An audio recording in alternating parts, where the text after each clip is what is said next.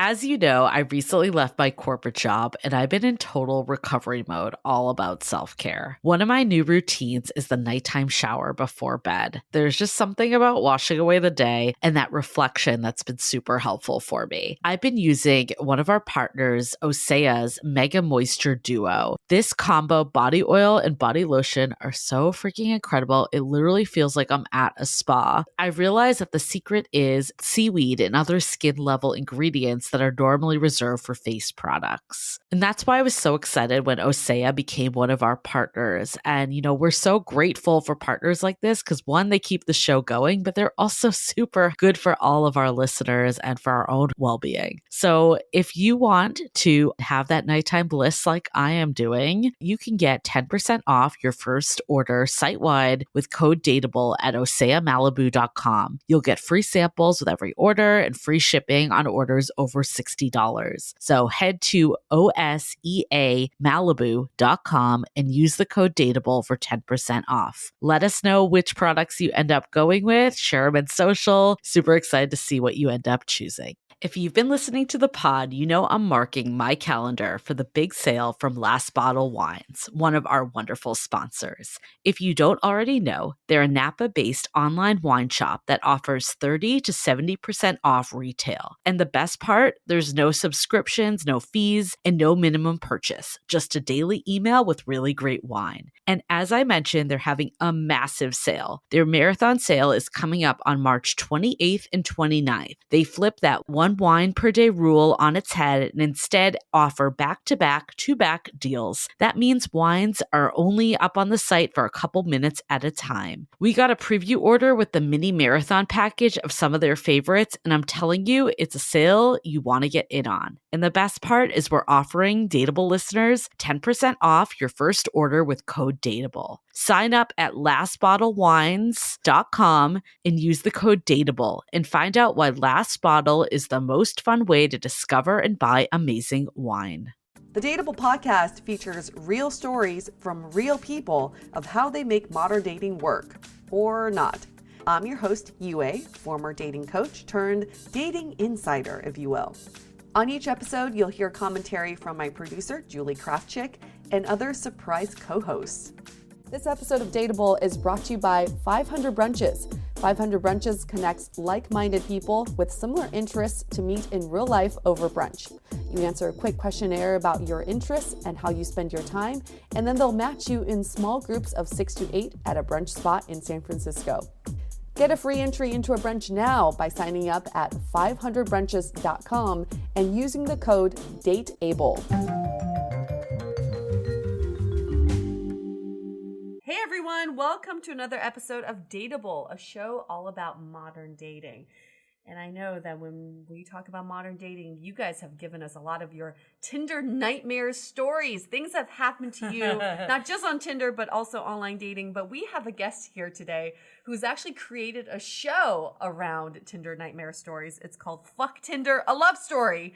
And we have David here with us. How are you, David? I'm doing great. Thank you. I like how the name of the show is Fuck Tinder, a Love Story, just to soften it a little bit. I want to give you guys a little background on who David is. He is 47 years old, originally from Stamford, Connecticut. He's been in San Francisco for 3 years, and this is what he wrote into us. He said, quote unquote, I went on dates with 120 women in 2 years looking for love and finding everything else. I was invited to acid parties and sex clubs, but mostly dealt with a day in and day out obsession with apps like Tinder, wondering if anyone likes me and if I'm going to die alone and if I should go back to talking the old-fashioned way on OkCupid. But David, you are in a committed monogamous relationship now, aren't you? I am. It's fairly new, and there is an epilogue now to Fuck Tinder that is required because of this. Let's start with Fuck Tinder. Yeah. Tell us what that is. Sure. So I moved up to San Francisco 3 years ago. I'd fallen in love with San Francisco when I was 17 years old, and I always wanted to live here because this city feels like it is a physical embodiment of freedom, like in every kind of way, artistically, sexually, just everything But I've worked in theater and music and film and TV, and San Francisco never felt like it was a place that I could work. There's no industry here. There's not much. Yeah. But what happened was about 3.5 years ago, I was living in Los Angeles, and one random night, my girlfriend quite unexpectedly broke up with me, and I went out for a walk to think about what that meant and where I was going to move to. And while I was on my walk that night, I got held up at gunpoint. What? In LA? Where? In LA, near Fairfax and Olympic. Oh, shit. Yeah. And it wasn't some actor practicing a scene. No. You're like, let me check. Nope, you're real. It was 3 guys with a gun, and damn. after that happened, and I'm like, what are the chances this all happens the same night? It felt like the universe was trying to send me a message, but I didn't know what it was. And then the next day, an old friend from San Francisco called me up and said, David, I heard about what happened. You need to get the hell out of LA, and I need a roommate. Move up. Perfect. So I was like, okay, that's what I'm supposed to be doing. So I did, really without any plan. And when I came up here, it was the first time I'd been single in a while, and I'd been living with someone who, we were talking about kids and, serious stuff. And suddenly I'm single in a brand new city, and I'd never used dating apps before. I dated online, but the dating apps, it's different. It's totally different. Yeah. So I had to figure that out, and also figure it out in San Francisco. And I was hit with a lot of very strange things pretty quickly. Tell us some of those strange things. Well, so one of the things that I actually loved was that on my I downloaded Tinder. I arrived here the day before New Year's. And I went to what looked like the coolest party I could find on New Year's, which was this party at the Armory. Yeah, exactly. Yep. This is when Kink.com was still shooting all of their BDSM porn there. They've now moved to Vegas because I didn't know that. Yeah, San Francisco changed all of its So porn Armory's laws. Purely just for event, as an event they're space? launching huge events now. Yeah, they're no longer shooting porn. Yep. Okay. But I was thinking, well, all kinds of sexy people are going to be out looking for a fun time. I've just arrived in town. Let's get into some crazy trouble. I go there, and for 3 hours, I'm wandering around, and it feels like Burning Man has been lifted up from the playa, brought over, and dropped down to the Armory. Everyone's dressed so sexy, and I cannot figure out how to start a conversation with a single person there. Everyone is with their own little pod, with their own little tribe, with their Burning Man friends. And I literally don't talk to anyone for 4 hours, and I walk home alone at the rain at 3 a.m. Wow. So the next day, I'm like, screw this. I'm going to do what I actually wanted to do, because I never have a good time on New Year's anyway, and I didn't know why I thought I would this time. Julie feels the same way. It's a horrible day. Holiday. It's almost as bad as Valentine's. It's a toss-up. Both of them. The expectations. The pressure. It's like amateur hour, too. Yeah, no, not my favorite. On New Year's, you must be happy. Yeah. You have to have someone to kiss. Yes. Valentine's, you have to be like in a loving thing or hook up or something. It's climatic. The pressure is horrible for both of them. So I come home, and the next morning I'm like, screw it, I'm going to do what I wanted to do. I downloaded Tinder for the first time. And I've been hearing about how it all goes down. I know. I've been hearing for a while that Tinder was all about, like, free sex now and often weird. And it was really exciting. So I go on and I start matching with people left and right. And within a day, I have 15 conversations going on simultaneously, and I make a horrible mistake. I try and get to know people. Oh, shut up. I'm like, so tell me about yourself. And within a week, all the conversations have dissipated. Such a newbie. I know. So I literally went back to, about a week later, went back to dating the old-fashioned way on OkCupid, and boom, in a day I had a date. So how did all this get to this show? And right. What you're doing now. So what actually happened was, so I do a lot of live storytelling, like The Moth and Porchlight, body storytelling, and I'm always looking for material. And I started going on these dates, and some dates were wonderful. Some people I would date for a period of time, and then for whatever reason it wouldn't work out. But then there would be these epically horrible dates. And not even just horrible, but just sort of like, I cannot believe that happened. Yeah. We made a whole podcast about it, so we get you. So there you go. So first I start telling my friends, and the way I do things, I sort of begin to hone the story there, and then I take it to one of these storytelling events. And it didn't occur to me at first that this was going to add up into an entire evening. I've done this is my 7th full-length solo show, so I've developed things like this before, but never in quite this way. I didn't know what it was at first, It was all these little vignettes. Horrible date here, horrible date there. And then after about a year, what happened was I was complaining more than anyone else to my gay best friends in town. And they would give me their advice. And after a year of this, their advice was, David, stop dating online. Delete all of your apps. In fact, stop dating for an entire month. And they had just gotten married. And they're like, you know how we met? We both went off of online dating, and we both went on dating fasts. And if we hadn't done that, we wouldn't have been like here, present to like meet the other person. And I resisted this at first, but eventually I took their advice after one more really bad Tinder date, and I deleted all of my apps. And it was at that point that I realized I had developed an addiction over the course of 1 year. Because welcome to the club. I know. I know, but sometimes you have to like really go off of it to realize it. Absolutely. Because I found myself grabbing for my phone and I'm like, oh, no, the app is gone. And why was I going for my phone anyway? Yeah. You know, it was for a little bit of validation. Was it to see if does anyone in the world like me? Yeah. Right. You know, I got to that desperate point at times, especially late at night after a drink or a toke, where I would be like lying in bed swiping, and I would swipe on anyone to see if anyone liked me. Oh, hell yeah. And then I would match with them, and then I would have this, I should probably look and actually take a look at their profile and their other pictures. Yes. And I would then get really judgmental, and then I would either leave them there and never write them, or I would delete them. Isn't that interesting with online dating? You swipe hoping for validation. Yeah. But once you get the validation, somehow you become the upper hand in the situation, and you get really picky and judgy. Right. Exactly.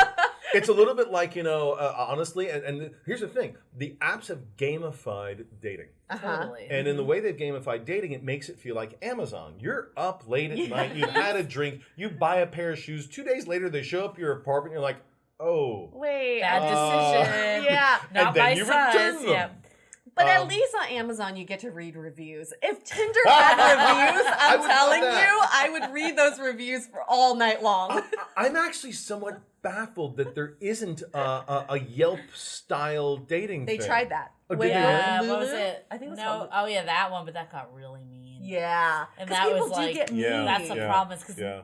unless you like ask your friend to write a review, no one else is gonna go write a review, especially if they're trying to date you. Right. Yeah. You don't want a bunch of other people dating you. And then it's like Exactly. the people that you screwed over, they like come out of the Yeah, woodwork, and they're it's all like- negative. Yeah, Lulu had to change course because it Wow. got real mean. Are they still around? Do they do I something think they're like it? just different now. They're trying to be a sure. dating app too. Yeah, I Like think they're it's like different. if you had if you read a review and someone's like, "Oh my God, David was like the best in bed, and like we had such an amazing night." I don't even know if that positive review would do you good in dating, right? Yeah. Anyway, so go on. So actually what happened was I literally made a spreadsheet of like, well, that happened. Well, there was that time when we went to the bar and then this crazy thing happened. And I realized I had so much material it wouldn't fit in a film. And then a few months later, I had a friend doing the National Book Writing Month in November. So he was going to write a book, and he's like, "David, do this with me." I'm like, I don't know if I really want to do that. It's like, come on, you have all those stories, just write them down. I'm like, well, okay, maybe it'll really motivate me. So I wrote about 60,000 words in 1 month. Oh wow. Which is like what's going to turn out to be maybe half the book after I edit it down. Okay. And what it made me realize was that there's a treasure trove of material, and I actually didn't see it working on stage because there's too much. And it's I was doing it over a 2-year period, and at the time, this is November 2016, I was in the midst of the most interesting, exciting, and traumatic part of my dating because I just met someone that I fell in love with. And then what happened with that? We dated for 3.5 months, and she dumped me. For what reason? This is the heart of the show. Okay. So So This you is can't the give it love away? story This part? is the love Okay. story. Uh-huh. This is the love This story isn't the fuck part. Tinder part. This is the love Right, story. right. So the Fuck Tinder, the show, is Yeah. an actual like one story, or is it vignettes still? The first half are vignettes that essentially prepare you for what that dating world is like for me Okay. out there Uh-huh. before I finally meet someone who I truly want to be with. Got it. Who then dumps you? Yeah. Oh, so it's a tragedy. So this is the show that you're taking nationwide. You're going on tour with. So I premiered Fuck Tinder in Los Angeles last summer. I'm doing it in San Francisco at Piano Fight, and then I'm taking it on tour.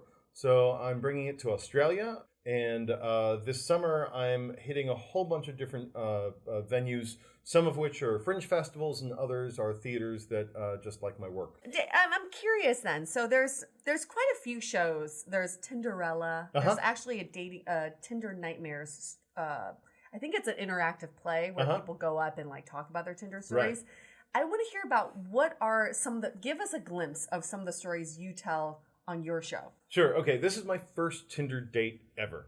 It took me weeks before I actually figured out how to get from the app to meeting someone in person. Okay. So I'd matched with about 50 different people, all of which the conversations just disappeared over time. I was so confused as to who was who, I started an entire spreadsheet just to track people. And finally I realized you just need to suggest meeting them immediately. Yes. So I matched with someone on a Sunday afternoon, and I'm like, hey, do you want to get a drink tonight? And she writes back and says, yes, I'm very, very thirsty. And I'm like, oh, that's interesting and suggestive, and that sounds exciting. All right, vampire. I know.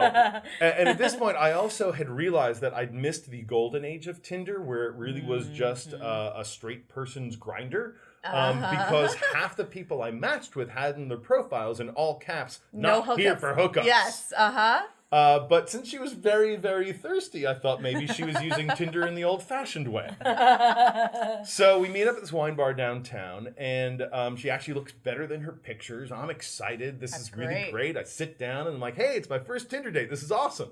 And she's like, it's your first? That's terrible. I'm like, what? No, it's that. Why? No, it's great. I mean, firsts are great in every culture. You know, think about beginner's luck, and I'm Jewish, and like, you know, we say a shehekianu for every new thing. She's like, no, you don't understand. This is like when you're interviewing someone for a job, you never hire the first person.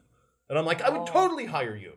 But she was completely undeterred, and she's like, listen, whatever you do, just don't ask me any stupid questions. Guys always ask me these idiotic things. No small talk, no chit-chat. Don't ask me where I'm from. In fact, you know what? From now on, every date I'm going to go on, I am not going to say a word until a guy asks me something interesting. And if he asks me something stupid, I'm going to have a sheet of paper with all the typical things that guys ask me, and I'm just going to slide it over to him so he can see what he just did, so he can tell what he's just such an idiot. Oh, damn! She is crotchety. Holy cow. And I'm just thinking, you're a horrible, horrible person. But Welcome to Tinder. Welcome to Tinder. But I also thought you're still really hot and I want to have sex with you. So I'm like, okay, I have to continue on. But she just wouldn't let up for another 10 minutes. She just kept on going about how horrible dating was. Finally excused myself to the bathroom for a second. And I'm thinking like I have to pull myself together, turn this date around. But on my way to the bathroom, I looked down the hallway and there was a door to the street. And I'm thinking, for once, I didn't leave a bag or a jacket at my side. Like, I could just get go. Out. I've never done this. I've heard people do this, and I'm like, we had someone on our podcast that had it done to her. oh God. Yep. And maybe it was you. I don't know. So I go to the bathroom like, no, David, you have to be a gentleman. It may be Tinder, but you still have to show some decorum. Yes, Pretty thank bad. you. The bathroom veil's a low. I know. That is just no. So I go back and I'm like, I'm gonna turn this whole thing around. And as soon as I get back, she leaps up from her seat, says, well, I have an early morning, gotta go, see ya, bye, and she's gone. Perfect. Okay. Yeah, that worked out well. Well, really. did it? What you were looking for. So I paid the bill. She only finished half a drink. She was not very, very thirsty. And then I get How an long Uber. was this date? Like 20 minutes? It's like 20 minutes. I'm like, what the hell? Wow. So I call an Uber, and on the way home, I tell the Uber driver what happened. And he's from some other country, but he seemed to know our customs better than I did. And he's So like, you go on your first Tinder date, and then you're asking the Uber driver for advice on your dating? he just offered. Okay, all right. And he's all like, right. oh man, you totally screwed up. I'm like, what are you talking about? It's like, oh, she just wanted to fuck you. I'm like, no, I wanted to fuck her. If she wanted to fuck me, I think I would have noticed. And he's like, no, it's okay. You can turn it around. Here, you just have to text her. I'm like, dude, the date's over. There's no texting her. She's like, no, just hold on a second. And I realize he has taken home so many women after bad dates who tell him exactly God. what they went want, wrong yeah. and what they wanted. Yeah. Okay, so now this is the advice to everyone after a date that doesn't go right. Just ask your Uber driver. Exactly. So I The right realized Uber driver. he's like my Cyrano de Bergerac. And I'm like, okay, tell me like the most beautiful thing that every woman wants to hear. How do I turn this around? He's like, hold on, okay. And he says, write her. I'm like, I'm waiting for like this poetry. And he says, okay. Anticipation. What color are your panties? What? And I'm like, dude, no. I cannot and I will not write that. That's misogynistic. This is why there's like this toxicity between men and women, and it's because of shit like this. What color are your panties? Okay. And he's like, are you going to get laid tonight? I'm like, no, the only person I'm going home with is you. Fine. And I don't care what color your panties are. Fine, I'll give it a try. So I text her. You do. I do. Oh my God. She writes back instantaneously, translucent. Oh, shit. And I'm like, why would she respond to that? After ending the date in such an abrupt fashion. Wow. And I'm like, man, this guy knows what he's doing. So he starts dictating to me the entire ride home. She's getting so turned on, she's about to invite me back to her place. We're about to turn the car around. Oh, my gosh. And finally she says, no, I do actually have an early morning. See you. And he gives me one last piece of advice, which is not to text her first. I'm like, I hate those fucking games. It's just stupid. He's like, don't. Oh my So I'm God, waiting this around. I'm Uber like, driver. I know. I'm not going to hear from her again. But then 4:30 the next day, I get one text from her and it says, what's up, perv? I'm like, oh my God. If you think I'm a perv, why even write? I don't understand what she wants. She's flirting. So I try to channel my best Uber driver. And I think You're nothing without him. I know. I think she's totally going to invite me over right then. And then at the end, she's like, listen, you seem really nice, but I'm just not feeling the same magic I You felt didn't have last the night. edge the Uber driver had. So she like my ended it there, and God. I've not heard from her ever since. Wow. This isn't okay. That's incredible. so many aspects of that. One question for you. Yeah. So you said like you tried to make small talk with people, but then you just got to the point and was like, do you want to meet for a drink? Stories. Was that the bulk of the way you met up with people, or did you do any like more conversation qualifying first? It's time to take a quick break so we can tell you about the latest service we have been building over at DATEABLE. We'll be offering a platform to connect you with vetted dating experts from our network to help with everything from dating profile reviews, coaching to see where you're getting stuck in dating, and even ways to get real feedback about your dating style. The sessions typically run from 30 minutes to an hour and can all be done via Skype or Google Hangouts, so you can be anywhere. We're so excited about this because so many of you wrote in asking how you can find people to help up your dating game. And this should be a great way to get personalized, affordable advice. We'll be adding more coaches and more services. And of course, let us know if there's something specific you like to see. To meet the coaches and book your session today, visit dateablepodcast.com/coaching. Now back to the show. Do you do any like more conversation qualifying first? As in before meeting them? Yeah. Mm-hmm. I found on Tinder in particular, attempts at longer conversation usually didn't go well. Interesting. On OkCupid, I found people did want to engage in conversation, and some people specifically said they wanted to talk to me beforehand. But I was extremely reluctant after a certain period to ever propose having a conversation beforehand, because I found simply asking for a woman's number on OkCupid, or Tinder for that matter, met with such strong resistance sometimes. They didn't want to share that private information. Interesting. They felt it a violation.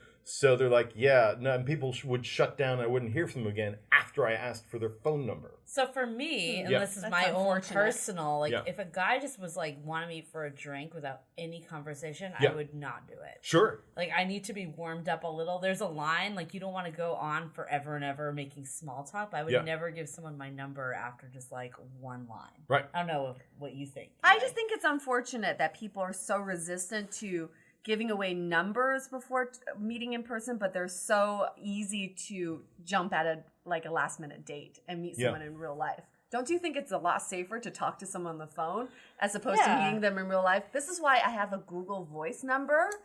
You don't have to give away your real number. Yeah. That's probably Google really Voice smart. is cheap. Yeah. It's free. Yeah. And everybody should have a Google Voice number and give that out. But I really do think you need to filter better before these dates. Well, I expect the women who are resistant have had bad experiences. So definitely. I totally get it. I get it. I think it's just like, what's that line? Because you don't want to be like chatting forever and never leading anywhere. But then, I don't know, it's hard if you don't know anything about someone. So you were met with more resistance when you asked for a number versus just saying, let's get a drink. On Tinder, yes. Now, I still often tried to switch to texting. I find it, I see those quicker. Sometimes I don't get all my notifications. Yeah, exactly. And I don't know, it feels like you've made a step. Like, that is actually a level of commitment to share a number and begin texting with someone instead of dealing with them on the app. Yeah.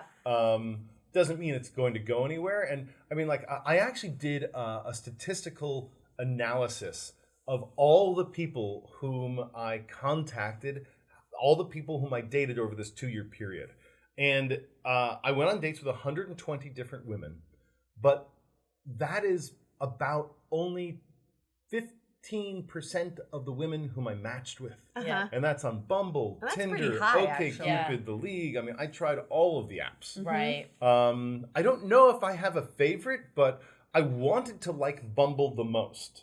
I enjoyed the actual physical interface of the app, and I love the idea that women were making the choice to initiate conversation. The funny thing is that on OkCupid, I feel like it's the highest bar of conversation. People want something that is pithy in some kind of way, something more substantial. And a lot of women criticize men preemptively in their profiles saying, don't just say hey. Don't just say hey. Yeah. Then I get onto Bumble. Do the same. Yep. All they can do is like, hey, what's up? I'm like, oh, see what it's like? Put the shoe on the other foot. It's hard to start a conversation. No, but this is the issue with dating. We hear the same complaints from men and women. Yeah. But we do the exact same things to each other. So why don't we actually change our own behaviors before we complain about the opposite sex, so right? Did you have other ways that you would like qualify your days? Did you have like age ranges that you went after, or like anything that was like, 'cause it sounds like obviously the one girl that you just brought up in the story, like you didn't know much about her going in. It was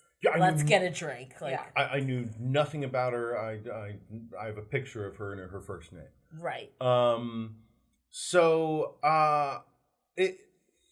For me, over the 2 years, I went through cycles where I was more interested in, when I first got here, I just wanted to like sample and see what San Francisco had. And I was newly single, so I didn't want to get locked down. And this actually leads into another interesting conversation.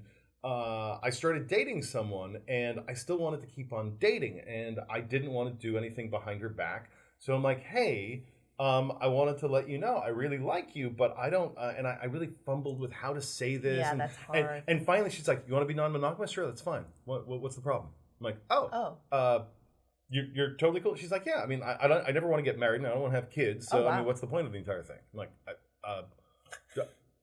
okay. Love you. So it was really interesting. So my first 6 months here, I had one person who I would see at least once, sometimes 2 or 3 times a week. Mm-hmm. And one of the things that, you know, in quote unquote traditional dating, things that come up, the reason the relationship that I'd been in Los Angeles ended, it ended when she asked me the question, so where is this going, really? Mm-hmm. And when you change the end point of what the idea of dating is, if it's no longer looking to end in marriage or in children or monogamy even, then everything gets put into question. And I found that the percentage of people in San Francisco who are polyamorous, non-monogamous, non-traditional in one capacity or another was higher than anywhere I've ever lived before. Yep. And negotiating that space while you're also negotiating every in and out of dating, where, you know, I've offended women by asking for their phone number. Then I've offended other women by not asking for their phone number and proposing we speak before we meet. That there are no rules anymore. No. Every person is different. If you think Yep. you've learned something from your previous encounters, you will be schooled very quickly that whatever you think you've learned is inaccurate for this new person. It's tough. Everyone is different. I think it's tough, especially like with paying on dates too, because there's some women that expect the man to pay, and then others that are like equal opportunists that would get offended. So I totally get where you're coming from. But I think the main takeaway is you just got to stick to your values. These are my values when it comes to dating. These are things I'm accustomed to doing. And if you find someone who's not used to it and not open to it, then you shouldn't be dating them, right? Why do you have to adapt to everybody else when this is your life? Yeah. You're the one dating here. This is your love life at stake. Yeah. You can put your stake in the ground and say, this is the way I do it. I have found that when I do that, I just lose out on the potential of meeting certain people. Okay. So how did you meet your current girlfriend? We met on OkCupid. Okay. And we went through a period of dating and then a period of friendship and then a period of what we're in now where we're just like crazy in love. So dating first, then friendship. Yeah. Then now in a relationship. Yeah. So how did it go from dating to friendship? After a period of silence where I didn't contact her after she broke up with me, and then we very slowly reintroduced ourselves to each other in a very different context. And I actually feel like I'm almost dating a completely different person. Was this the same girl that broke up with you? That's possible. Oh, she's the love story. This is why there's an epilogue that's necessary. Oh, okay. So timing. Timing is everything. So when you guys first dated, it wasn't a good match, obviously. And then you kind of eased your way into a friendship and then eased your way out of this friendship into now a monogamous committed relationship? Yeah. Wow. Yeah. Congrats. Yeah. So what are some of your learnings from this whole journey then? Oh, For God. anybody who's just so frustrated with dating, we hear it so many times and we want to reach out to all of them. What would you say to all of our listeners? I think going on a fast for a month was great advice given to me. And partially because it was hard. It made me realize the level of my addiction and what I was getting out of the apps that I wasn't realizing and how flimsy that was. This validation that someone maybe likes me. And the other thing that happened, it's sort of like going on any kind of fast. You begin to see your patterns. And for me, I also I was horribly, horribly lonely for that first week. That second week was brutal. That third week, I thought I would never meet anyone again for the rest of my life, and I would probably just die alone. Like, I got dramatic by the third week. But we've all been there. Yeah. We've all thought that, yeah. And then the fourth week, a certain kind of peace began to descend over me. And I wasn't missing the validation. And I was a little bit more alive in the present world. Yep. And I happened to be invited to a Super Bowl party, and I happened to meet someone in person there. And I'm not on my phone all the time. And we had this total connection. We ended up dating for a few months with someone who I met in real life. So with the person that you're with now, did you when you got back together, that was post fast? Yes. Do you think that had an impact on how you showed up with her the second time around? Look at that smirk. That's an interesting question. I'm not sure. I would wager that she changed what she was looking for. Okay. More than anything else. Gotcha. And originally I was not what she was looking for, and then her desires changed for what she wanted, and suddenly I was. Okay. I don't really feel like I shifted substantially. Okay. But you also didn't force the situation. So this is what we've learned from some of the other stories is that if someone's not ready or they think it's not a good fit, you can't force them into thinking it's a good fit. Nope. They need to come to that conclusion themselves. So you left her alone. I'm guessing you left her alone. And that was brutal. After she broke up with me, I was like, I'm not going to call her. I'm not going to text her. I thought about her every single day. And this finally is answering your question as to why the show. I'd written half the book at that point. And after she broke up with me, I couldn't write. I had writer's block for the first time in my entire life. I could not bring myself to look back at that period and talk about it and write about it. But I could still talk about it. Mm-hmm. Yeah. And what I realized was that I can write with my mouth. When I do these solo shows, I don't write them down. This is a style I learned from my mentor, Spalding Gray, who created autobiographical monologue as we know it today. And he never wrote anything down. He had an outline. And then he would simply remember the last time he told the story, remembered what worked, remember what didn't work, and he would try it again. And he would literally write it with his mouth. So I realized I couldn't write with my hands, but I could write it with my mouth. So I booked a theater in Los Angeles. I set a date. And I'm like, I have to have a show by then. Mm-hmm. And when the show came around, I had something to say. And it got me back into the writing process again, so that I've now finally almost finished up the book. So with all of this, all these terrible Tinder stories, how did this come back to I guess what advice would you give someone that's going through this? Other than besides take a fast. taking the fast, which is great. How do you think this played into your current relationship, all this stuff? I am so thrilled to not be dating right now. I guess you're not missing out. Yeah. So. I really wish I had good advice, and it feels a little bit pat to say, go out in real life, try to open your eyes and literally make eye contact with people, and go out with friends and see if they can invite other friends. But that's a really, really effective way to not just build your general network, but also to potentially eventually find someone you connect with. Right. I'm not saying that apps are terrible. I know people who have gotten married who have met through their apps and they're horribly in love.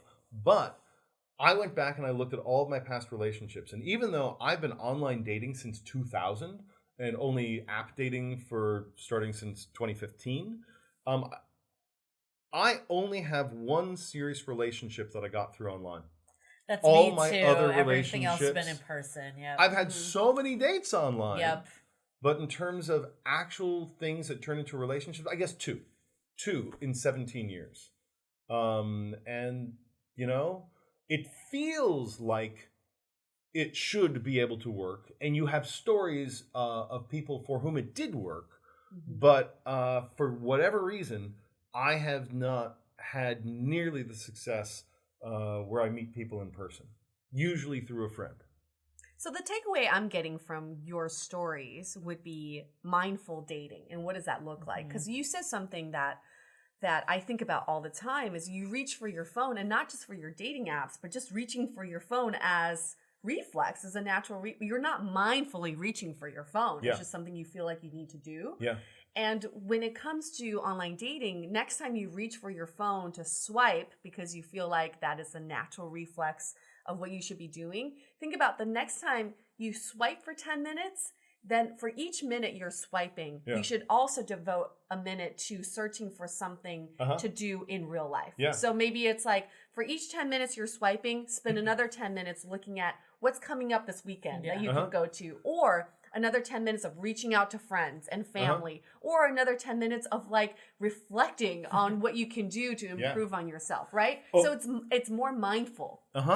And another thing you can try, and this is brutal, but go to a bar, go to a cafe, and don't take out your phone. That's so hard. It is so hard. Yeah. And sometimes, and quite frankly, I think this is harder for men than women, because women are approached. Men are rarely approached in a public setting like that.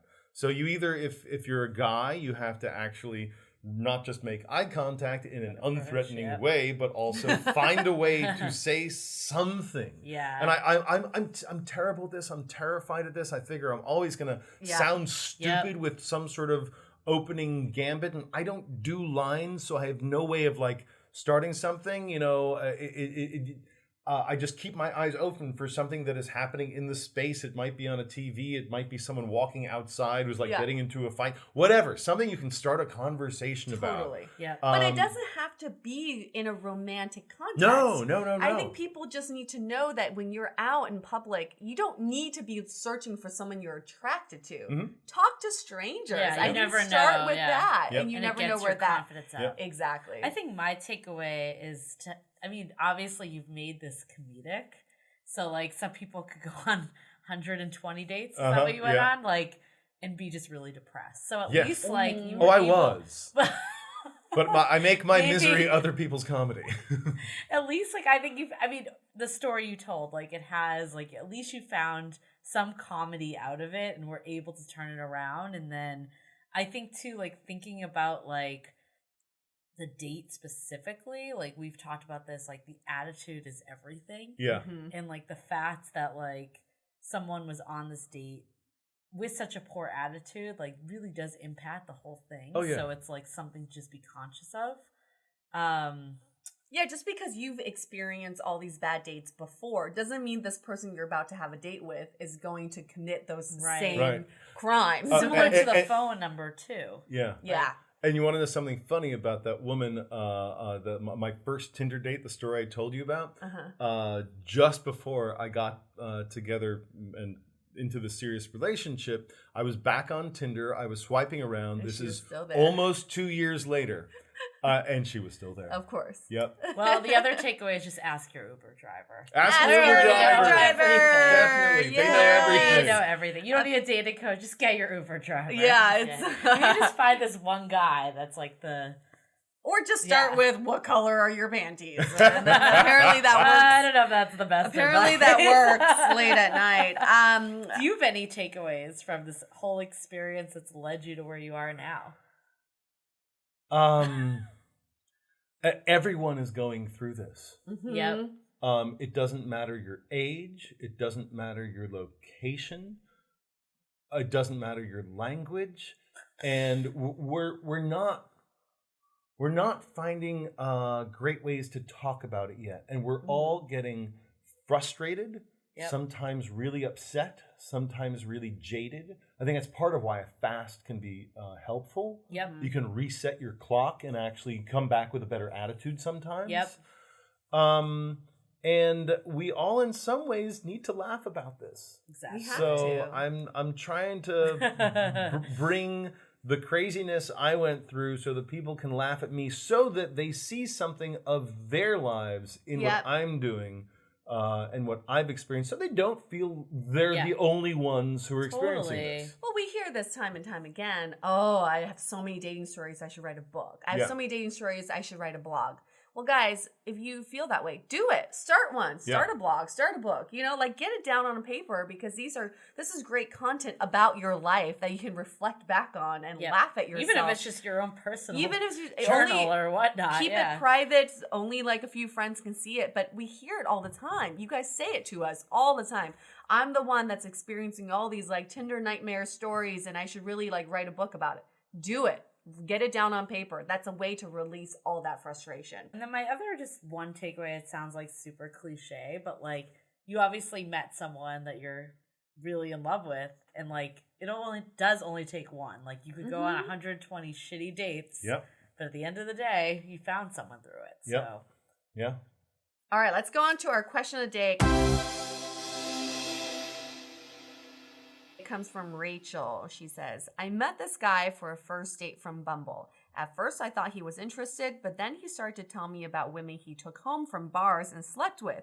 Is he trying to turn me on or make me jealous, or is he trying to show me he was only interested in me as a friend? Obviously, we'll never know what is going on in people's heads, but why would you ever tell a woman these kind of stories, especially on a date?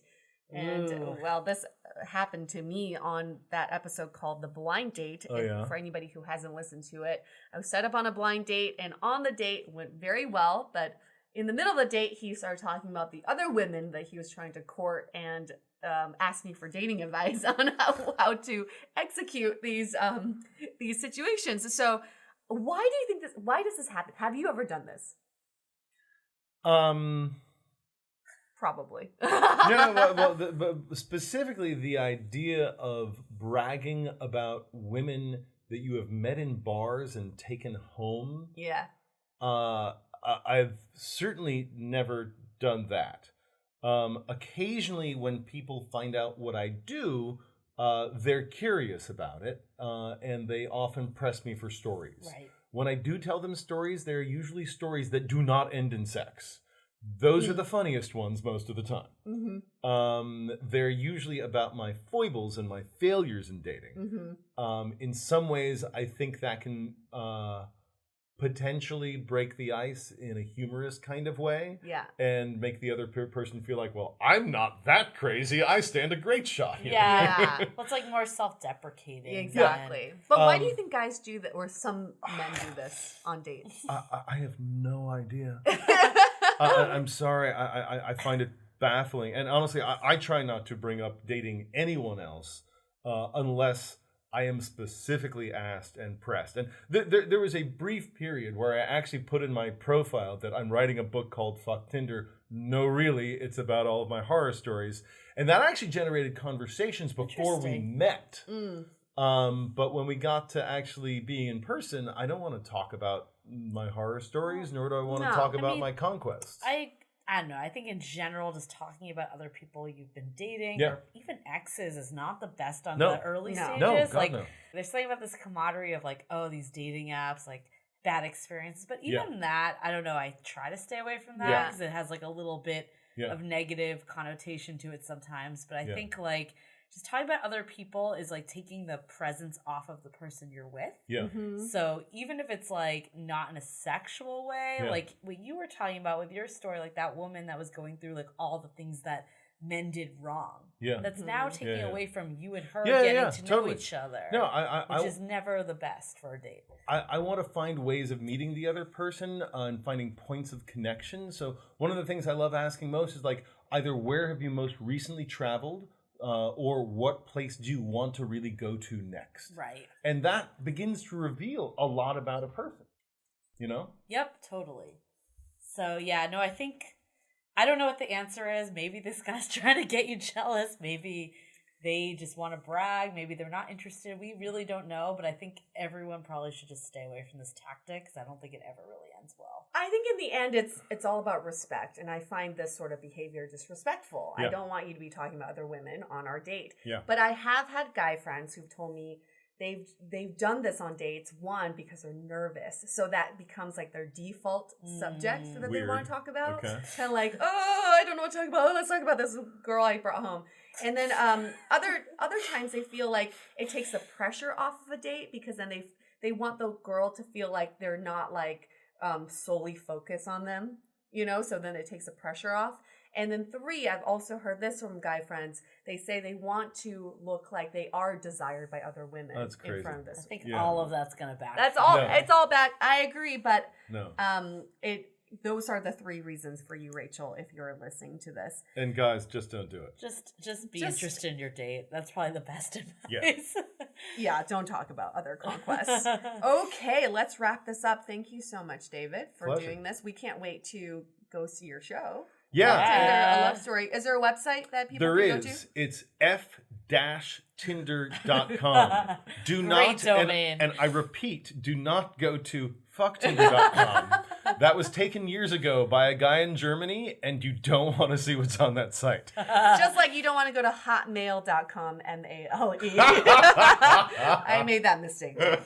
So F-Tinder. Exactly. F-Tinder.com. And you have a book coming out too? Yeah, later this year. Awesome. Sweet. For anybody listening, if you'd like to be a guest on our show, we are still looking for guests for season 6. And we want to hear your stories. If you want to recommend a friend, we are open to that as well. Cool. On that note, stay dateable. If you want to see David live, Fuck Tinder has more shows coming up. David will be in San Francisco tonight and May 8th, and then will be on tour in select cities in the U.S. and internationally. So check out his site, f-tinder.com, for more information. Your action item for this week is to weave together all of your dating experiences and see how all of these pieces are setting you up for that next stage. Instead of focusing on why something didn't work out or what someone was missing, focus on how they contributed to who you are today. This episode of Dateable is brought to you by 500 Brunches. 500 Brunches connects like-minded people with similar interests to meet in real life over brunch. You answer a quick questionnaire about your interests and how you spend your time, and then they'll match you in small groups of 6 to 8 at a brunch spot in San Francisco. Get a free entry into a brunch now by signing up at 500brunches.com and using the code DATEABLE. If you didn't know already, we have a revamped website with articles, videos, and content all about modern dating. You can also find our premium Why series, where we dissect, analyze, and offer solutions to some of the most common dating conundrums. We've had some great feedback about how actionable these episodes are, so check them out on our website or iTunes Music. Also, visit the site today to see the latest about coaching, where we connect you with Dateable-approved experts to help with everything from dating profile reviews, coaching, and even gathering real feedback about your dating style in a personalized and affordable way. To connect with us, visit dateablepodcast.com.